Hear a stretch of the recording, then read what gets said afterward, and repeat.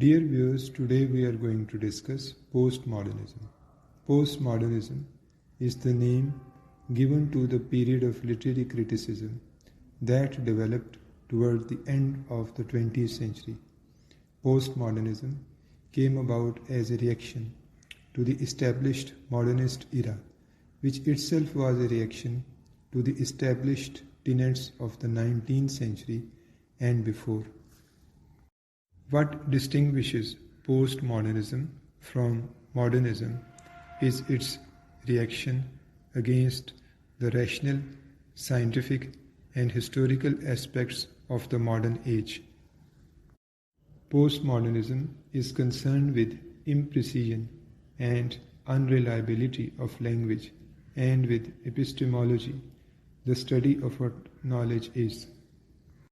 Postmodernism roughly began in the 1950s, took full flight in the 1960s, and reached its zenith in the 1968 with the intense students' protest in the United States and France, the War of Independence in Algeria, and the Soviet invasion of Czechoslovakia.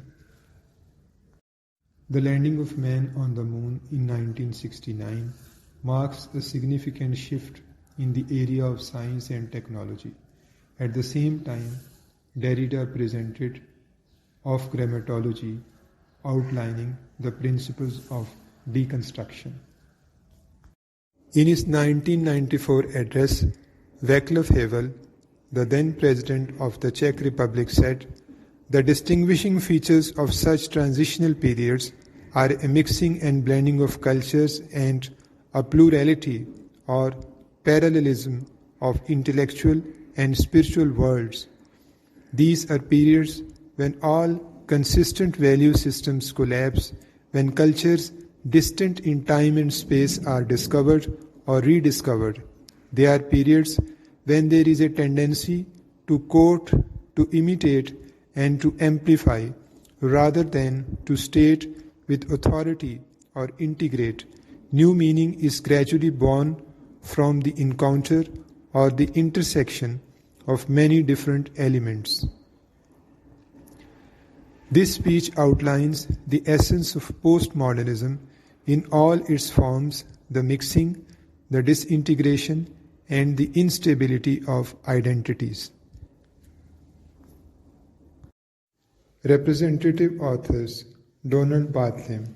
Barthelme has been characterized as a postmodernist who relies more on language than on plot or character.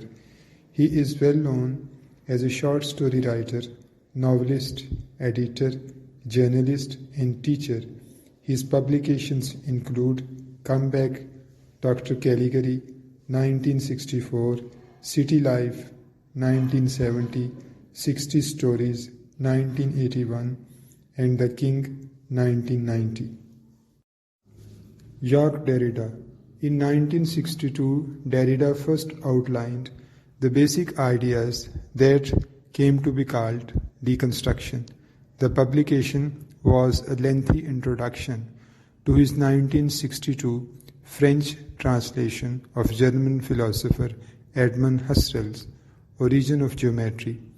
The full strategy of deconstruction is outlined and explained in his difficult masterwork of Grammatology, published in English in 1967. It revealed the interplay of multiple meanings in the texts of present-day culture and exposed the unspoken assumptions that underlie much of the contemporary social thought. Terry Eagleton. Terry Eagleton is a leading advocate of the inclusion of social and historical issues in literary criticism.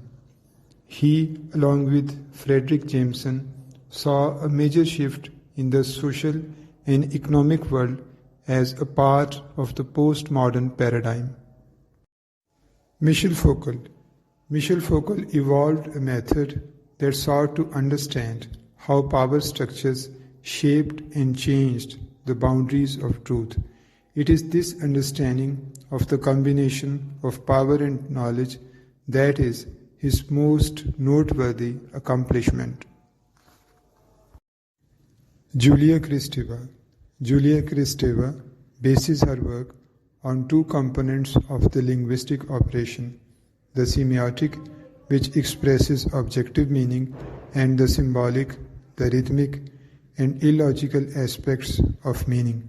What she calls poetic language is the intertwining of these elements. Toni Morrison, a renowned writer who is famous for her portrayal of a slave society. Thomas Pynchon. Pynchon's third novel, Gravity's Rainbow, is considered a major work of postmodernism. Ismail Reed.